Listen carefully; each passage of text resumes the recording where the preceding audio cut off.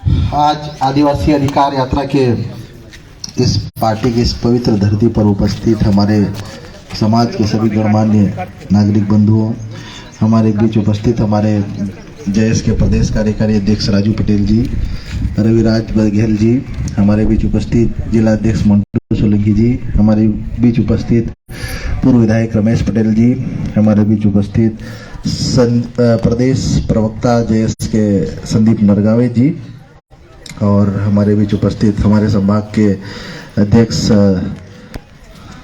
अश्विन भाई सोलंकी जी, और हमारे पार्टी के आसपास से हमारे जो भी टीम उपस्थित है, हमारे वाल सिंह भाई, सतीश भाई, हमारे बीच सीताराम नरगावे जी, अनार सिंह सरपंच साहब, हमारे बीच उपस्थित सीताराम सोलंकी जी, मुन्ना मोरे जी, हमारे जयस के धुआंधार युवा हरि भाई सोलंकी, निर्मल नरगावे जी, बद्री भाई सोलंकी, संतोष चौहान, डॉक्टर परम सिंह सोलंकी जी, भारत डुडवे जी, भूपने डाडवे जी, और कुछ साथी छूट भी रहे होंगे। साथियों, माझी समाज के हमारे समस्त और मीडिया के साथीगण, हमारे अलग अलग समाजों से आए उपस्थित भाइयों, साथियों, ये आदिवासी अधिकार यात्रा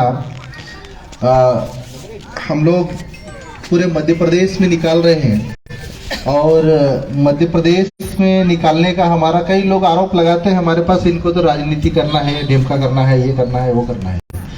साथियों, देखिए, बाबा साहब अम्बेडकर जी ने हम लोग को संविधान में व्यवस्था दी कि जब तक आप लोग राजनीति की मुख्य धारा में आके विधानसभा और लोकसभा में नहीं पहुंचोगे, और जब तक समाज का बुद्धिजीवी वर्ग राजनीति में नहीं जाएगा, तब तक हमारे आदिवासियों का कभी भला नहीं होने वाला। और ये बात सत्य है कि हमारा देश आजाद हो गया, अंग्रेजों से आजाद हो गया। जब अंग्रेज राज करते थे 200 साल तक, तो हमारे जो आदिवासी भाई थे वो जंगलों में स्वतंत्र रूप से रहते थे, किसी की 200 साल में भारत को भले गुलाम बनाया अंग्रेजों ने, लेकिन आदिवासी भाइयों ने अंग्रेजों को जंगलों में नहीं घुसने दिया। धनुष बाण लेके हर गांव की बॉर्डर पर, जिसको हम काकड़ भी बोलते हैं, बॉर्डर बोलते हैं, और जो अलग अलग क्षेत्र में भाषा के आधार पे, किसी भी गांव की बाउंड्री के भीतर अंग्रेजों को हमारे आदिवासी भाइयों ने नहीं घुसने दिया। और हमारे खज्जा नायक हो, पुंजा नायक हो, गुंडाधूर हो, बिरसा मुंडा हो, टंटिया भील हो, ये जो आदिवासी हमारे क्रांतिकारी योद्धा रहे हैं, और ये इसलिए लड़े कि हमारे जल, जंगल और जमीन पर फिरंगियों का अधिकार नहीं है, अधिकार है तो इस प्रदेश और इस देश के मूल निवासी, मूल मालिक आदिवासियों का है। और आप लोग को बता दूं साथियों कि हमारे क्रांतिकारी समाज, क्रांतिकारी आदिवासी समाज का जो खून है, कभी भी अंग्रेजों की गुलामी 200 सालों में नहीं स्वीकार किया। लड़े, शान से लड़े, लेकिन अंग्रेजों को 1 इंच जमीन नहीं घुसने दिया। लेकिन जब भारत 1947 में आजाद हो गया, भारत का संविधान 1950 में लागू हो गया, और जब संविधान लागू हुआ, और संविधान लागू होने के बाद में संविधान में बोला कि आदिवासी की, जब सरकार बनी, सरकार ने कहा कि आदिवासी की जमीन की रक्षा हम करेंगे, आदिवासियों को सुरक्षा हम देंगे, आदिवासियों का संरक्षण हम करेंगे। और आजादी के बाद से आज 2023 तक आप लोगों को बता दूं साथियों, 5 करोड़, लगभग 5 करोड़ हमारे आदिवासी भाइयों को जंगलों से हटाया गया। कितने? 5 करोड़। हमारे जंगल छीने, हमारी जमीन छीनी, हमारे गांव खदेड़ा। अभी आप लोगों ने सुना होगा कि वहां पे कूनो में अफ्रीका से मोदी चीता लेके आया, वो लेकिन वहां चीता तो लेके आया, लेकिन 1999 में वहां पे 25 आदिवासी गांवों को हटाया। तो आप सोचो इनकी चाल समझो कि इनको वो 25 आदिवासी गांवों की जो जमीन थी वो चीता छोड़ना है और चीते के नाम पे आदिवासी की जमीन पे कब्जा करना है, इसीलिए वो चीते लेके आए। अब आप बताओ कि इनके लिए चीता जरूरी है कि आदिवासी ज्यादा जरूरी है? इनके लिए चीता ज्यादा जरूरी है मोदी के लिए। अगर आदिवासी जरूरी होता तो ये 25 गांव हटाते क्या? नहीं हटाते। आज आप लोगों को नहीं पता है, ये आपके पार्टी से लेके इधर वाइल्ड लाइफ सेंचुरी बन रही है, उधर ये पहाड़ के उस पार तो कई गांव को हटा दिया।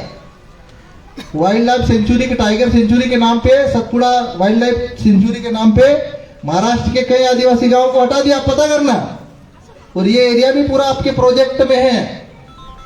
और 2024 में अगर ये मोदी आया तो ये मान के चलो कि हमारे आदिवासी भाइयों को ये सब जमीन छीनेंगे ये लोग और हमको कटोरा लेके भीख मांगने के लिए मजबूर करेंगे। उदाहरण के तौर पे ये मांझी समाज बैठा हुआ, मैं आपको झूठ नहीं बोल रहा हूं, ये मांझी समाज बैठा हुआ है।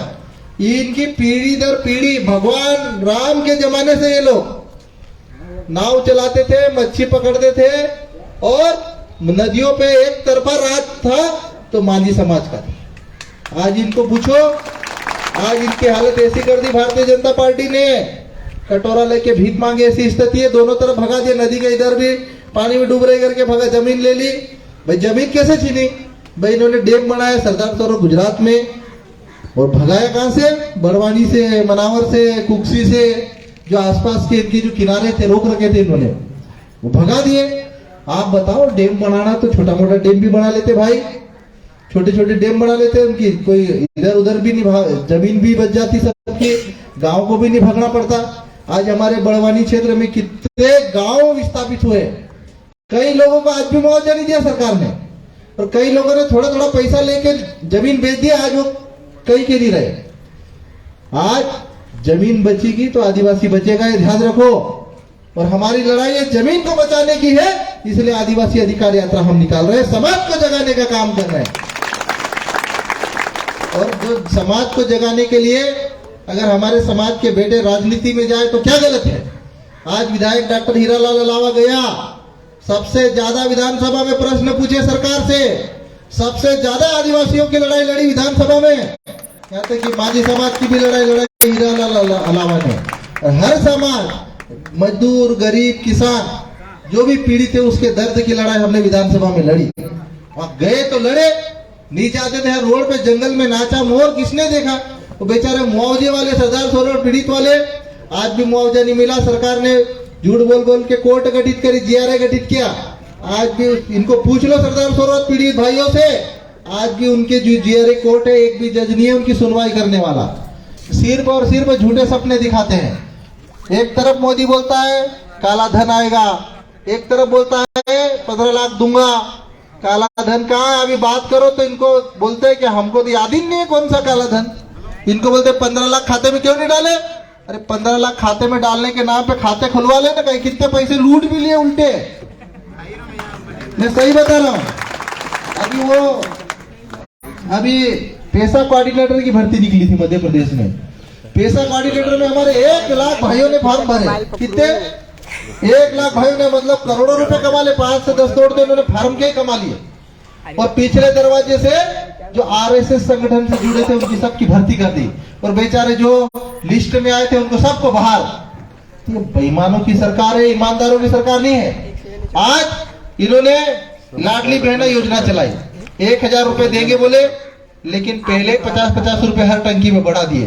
वो पैसा तुम्हारे से ले रहे और दूसरे हाथ से दे रहे। समझो इनकी चाल।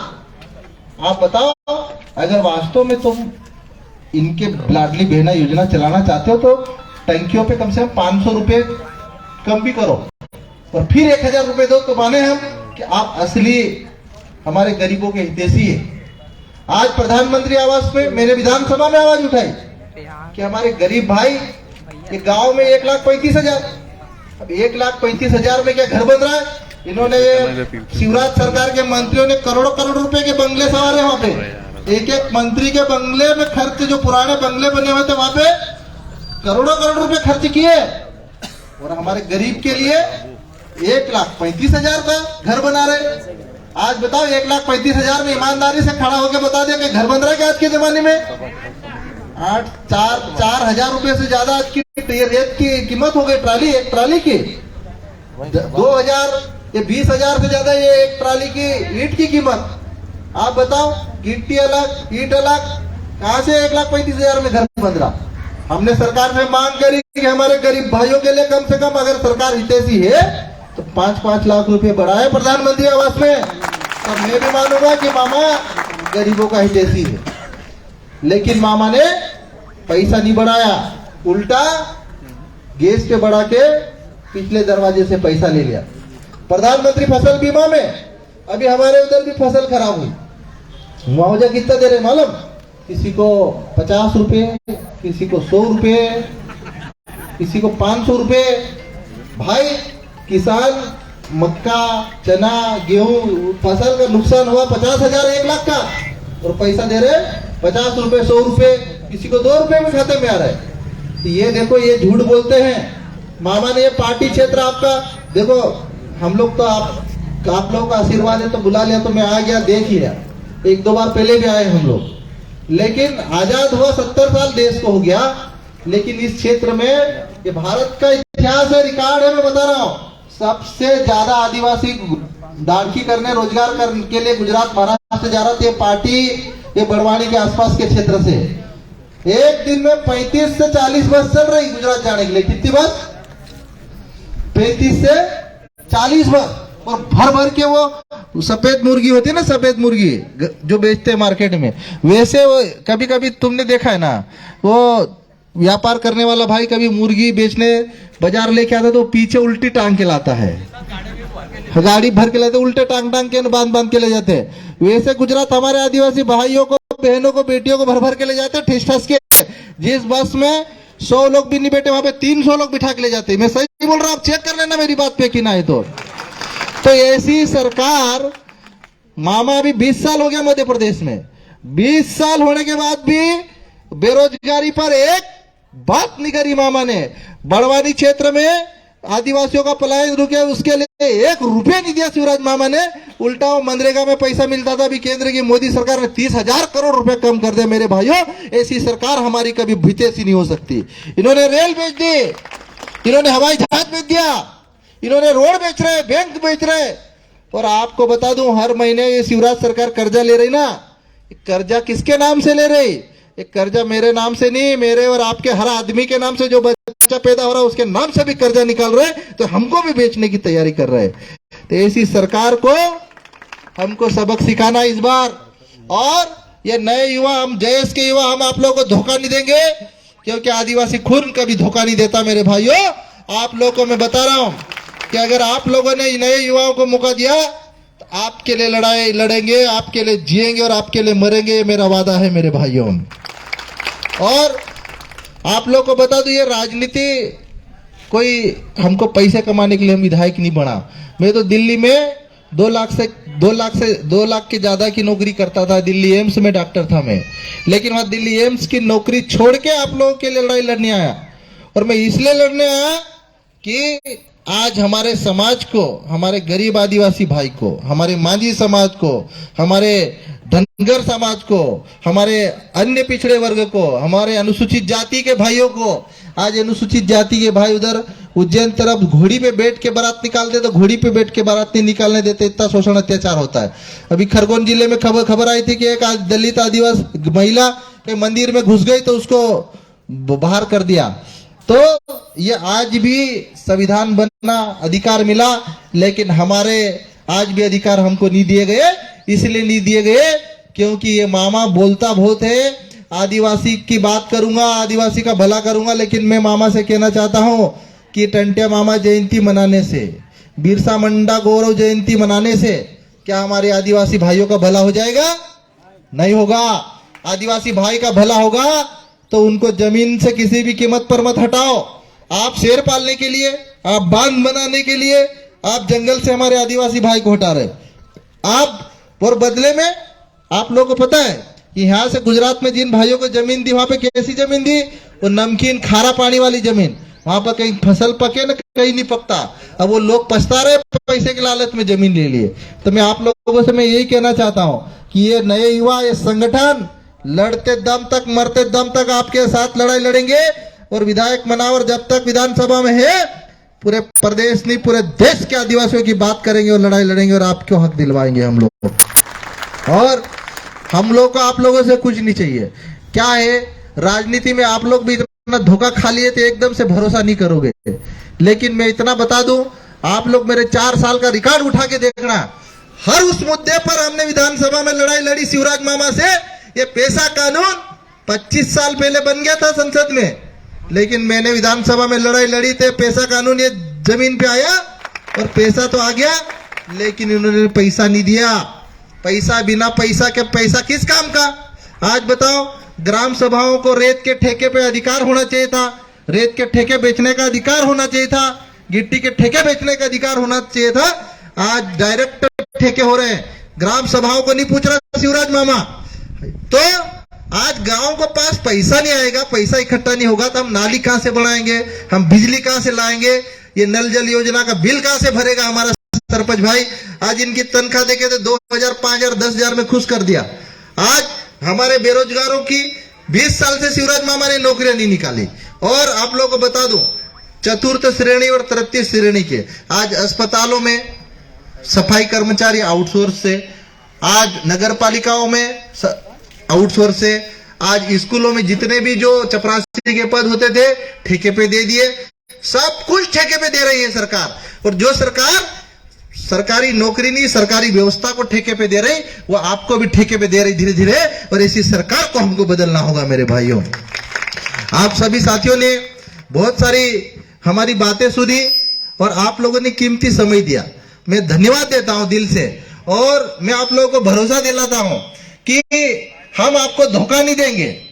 भाई, हमने कभी समाज से कुछ नहीं मांगा। हम तो चाहते हैं कि ये भोला भाला समाज, इसको 70 साल से इसको धोखा हुआ है इसके साथ। इसकी बात कभी सरकारों ने कभी चुनाव के टाइम पे दारू बुला के, वो दारू पिला पिला के, बकरे खिला खिला के, मच्छी बांट बांट के वोट तो लिया, लेकिन इस समाज को चुनाव जीतने के बाद ये सरकार कभी भी पीछे मुड़ के इसके तरफ नहीं देखी। और देखी होती तो ये 30 बसें बड़वानी से चल रही होती क्या? नहीं चल रही होती। आज सरकार बीजेपी 2-2 सांसद बना दी बड़वानी से, लेकिन मैं दावे के साथ बोल रहा हूं कि पलायन जैसे मुद्दे पर इन्होंने 2-2 सांसदों ने एक बार भी मुंह नहीं खोला संसद के भीतर। तो क्या ऐसे नेता आपका भला करेंगे मेरे भाइयों? नहीं करेंगे। मैं बुराई नहीं कर रहा हूं, बात समाज के नाम पर सांसद बने, समाज के नाम पर विधायक बने, तो उस समाज की बात भी करना पड़ेगा, वरना यह समाज आपको अगली बार हिसाब किताब के साथ आपको जवाब देगा। और अभी चुनाव आ रहा है, 6 महीने बाद चुनाव है, कई लोग वोट मांगने आएंगे। मैं ये नहीं बोल रहा हूं वोट मत देना, लेकिन बात यह है कि जो मुद्दे की बात करे, जो आदिवासी की बात करे और जो आपके दिलो दिमाग पर राज करे, ऐसे ही नेताओं को वोट देना। कभी भी पैसे में लालच में आके अपना वोट मत बेचना, नहीं तो जिंदगी भर पछताओगे मेरे भाइयों। आने वाले समय में हमारे लिए जमीन से बढ़कर कुछ नहीं है। और इस जमीन को बचाने के लिए, इन जंगलों को बचाने के लिए हम पूरा जीवन लगाएंगे और हमारे शरीर के अंदर जितना भी खून है उस खून का कतरा कतरा कुर्बान कर देंगे, लेकिन इनको किसी भी कीमत पे जमीन नहीं देंगे। इतना मेरा वादा है आप लोगों से। आप सभी भाइयों को बहुत बहुत धन्यवाद। और एक बात ये भी कहना चाहता हूं, सरकारें योजनाएं बनाती है, योजनाएं तो बनाती, लेकिन कागजों में हमारे गरीब लोगों को इतना उलझा देती है कि दिन दिन भर बैंक में खड़े रहो, दिन दिन भर। अभी हम लोग लाडली बहन में पोर्टल पे खड़ी बहनों से मिल गया, बोले सर्वर चले गया, सर्वर चले गया। अरे भाई, हमारा गरीब आदमी बड़ी मुश्किल से दाड़की जाके 200-300 रुपए कमाता है। वो दिन भर आए तो दूसरे दिन उसको चिंता होती है कि हमारा घर कैसे चलेगा। आज वास्तव में ये सरकार गरीबों की हितैषी होती, गरीबों का भला करती, तो आज हमारे लिए, आज आप लोग एक बात और बता दो, पहले कोई भी परीक्षा होती तो हमारे धार बड़वानी सेंटर होते थे। अभी पटवारी की परीक्षा चल रही है, हमारे धार, झाबुआ, बड़वानी, खरगोन के जितने गरीब आदिवासी भाई है, भोपाल में सेंटर दिया। आज बताओ आने और जाने का खर्चा कितना हुआ, फार्म भरने का खर्चा कितना हुआ, और नौकरी लगेगी गिनो चुनो की, और पिछले दरवाजे से ये जो आरएसएस के झंडे उठाए उनको नौकरी दे रहे ये लोग। तो क्या ये भारत पे संविधान का राज चल रहा है कि तानाशाही का राज चल रहा? आज वो राहुल गांधी जी ने भाई आज भाषणों में हर कोई बात बोलता है, एक दूसरे की बुराई करते, कई नेताओं का तो एक दूसरे की बुराई नहीं करे तो पेट नहीं भरता, रात को नींद नहीं आती है। तो हमारे राहुल गांधी जी ने गलत क्या बोला? उन्होंने तो बोला कि जो भी चोर थे वो काला धन लेके भाग गए। इन्होंने काला धन तो गरीब को बांटना था, 15-15 लाख देना था, लेकिन न तो पैसा देश को दिया, न वो मेहुल चोकसी, नीरव मोदी, उनकी बात करी तो हमारे जो नेता थे, राष्ट्रीय कांग्रेस के नेता थे, उसको जेल में डाल दिया और जेल में डालने की तैयारी कर रहे हैं, संसद से खत्म कर दिया। भाइयों, मैं तो यही कहना चाहता हूं कि ये जेल में डाले चाहे कुछ भी करे, लेकिन इनसे डरने की जरूरत नहीं है, इनसे मुकाबला करने की जरूरत है। और यह आदिवासी अधिकार यात्रा जब आपके गांव में जाएगी तो आपको आपके गांव में युवाओं को, हमारे भाइयों को, बहनों को हम लोग मिलेंगे और आप लोगों से चर्चा करके ये भी बताएंगे कि ये हमारे युवा हैं, आपके साथ कोई भी धोखाधड़ी करे, आपके साथ कोई भी बेईमानी करे, आपकी जमीन छीने, तो ये संगठन, जय संगठन हमेशा साथ में खड़ा रहेगा।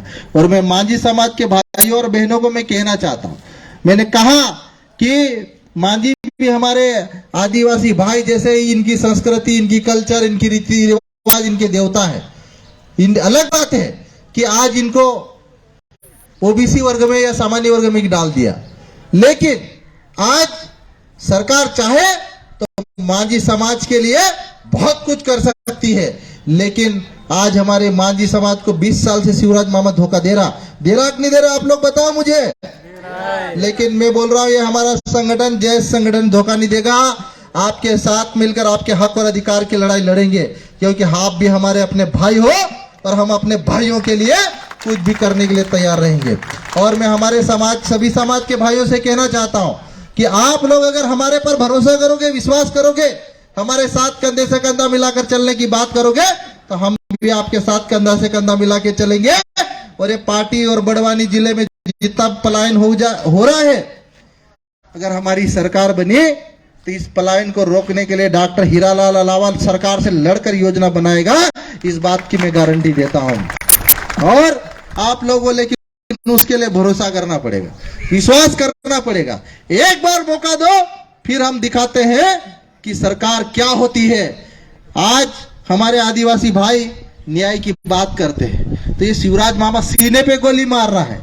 आपने महू में अभी देखा, आपने नेमावर में हमारे आदिवासी बेटियों को 10-10 फीट गहरे गड्ढे में गाड़ा इन्होंने। आज हमारे बाणदा में हमारे कन्हैया भील को इन्होंने पिकअप के पीछे घसीट घसीट के मार दिया। आपके खरगोन बिस्टान में जेल के भीतर हमारे आदिवासी भाइयों को कूट कूट के मार दिया। ऐसी सरकार को बदलना चाहिए और उसके लिए आप लोग का सबका सहयोग और आप सबका साथ चाहिए। आप हाथ खड़े करके मुझे समर्थन दीजिए। क्या आप साथ दोगे हमारा? बिल्कुल। बहुत बहुत धन्यवाद आप लोगों का, आपका साथ दिया, आप लोगों ने साथ दिया तो मैं आपका पूरा साथ दूंगा, ये मेरी गारंटी है, मेरा वादा है आप लोगों से। बहुत बहुत धन्यवाद। आखिर में नारे लगाओ, लड़ेंगे लड़ेंगे, एक तीर एक कमान, आदिवासी एक समान, एक तीर एक कमान, आदिवासी एक समान, हमू अखा, हमू अखा। भारत माता की, भारत माता की जय जोहार, जय आदिवासी।